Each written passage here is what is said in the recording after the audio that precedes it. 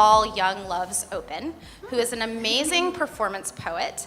And she's also from North Carolina, my home state, so I love that she's from Carolina too. I have a special place in my heart for those of us who know the value of real sweet tea.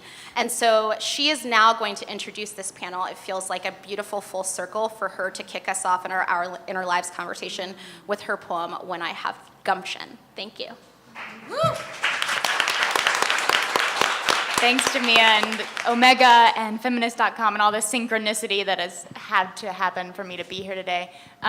This poem is sort of a manifesto around my own feminist awakening, around the word gumption. And the definition of gumption is spirited initiative and resourcefulness, boldness of enterprise, courage, spunk, guts, common sense, and I think it's a trait that we all need to do the work that we're interested in doing. So this is When I Have Gumption.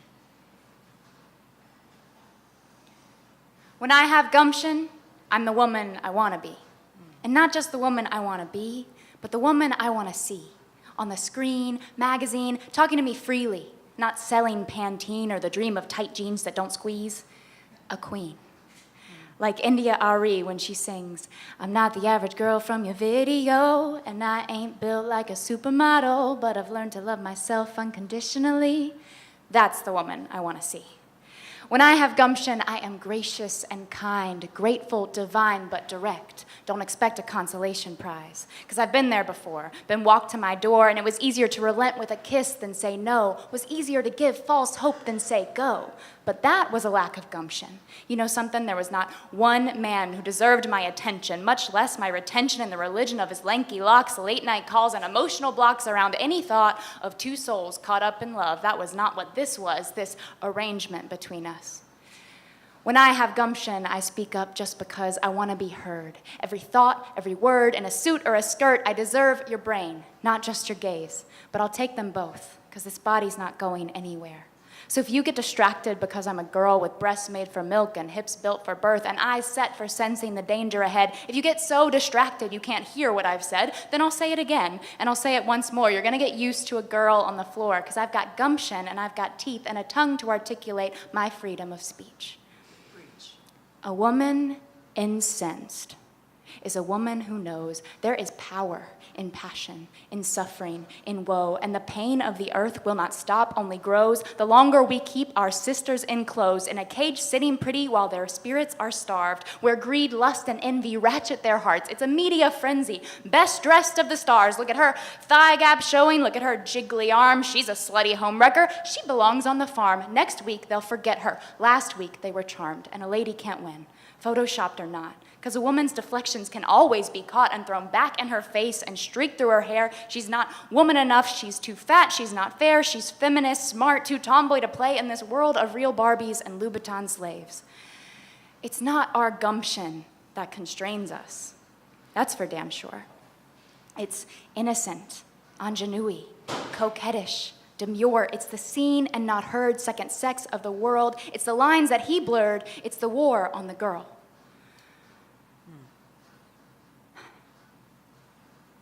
I am fighting for gumption to spread like a cure. Infect every woman with the strength to be heard, to say what she's feeling, to say what she's learned, to start up her healing, salve all of the burns branded into her skin that she never deserved, but took on in silence without saying a word, the abuse and the violence she had to endure because someone decided her soul wasn't pure. There are stories hiding in the girls all around us. There are teardrops threatening to engulf, overwhelm us. I'm a woman who cries before she gets livid, who believes in compassion, who believes in forgiveness. But until we speak up, until we make it our business to share what we've suffered, to insist, to bear witness, to the girlhood extinguished, to the woman reduced, until we untie our secrets, until we cut off the noose that makes us the weak ones when we know we are strong, that breaks us and bleeds us and makes us feel wrong, wrong to feel angry, wrong to be bold, wrong to resist, to not do as we're told, until our stories are central, not special interest. Until we believe that our bodies aren't a curse, but a gift. until we conceive of a womanly bliss that transcends the garden, the devil, the hiss of the snake that man wrote, tempted Eve to her shame. Until we dismiss that we are to blame and decide that we're done with the strangling chain that encircles our voices and makes us behave, we will not find freedom. We will not have our say. I am fighting for gumption. I'm aligning with peace. I'm deciding to practice what my soul wants to preach. I will tell my true story, because it needs to be told, to shake up the system, to set free my soul, and I promise to listen to every woman, child, man who accepts the brave mission to do what they can, to make the world better, more caring, more just, to use their whole goodness to seek out true love, who encourage the gumptious among us to run with our torches illuming the truth from the lies, to let out their laughter, their grief, and their cries. Bring on your sighing, your singing, your voices. The world needs your gumption. The world needs its girls.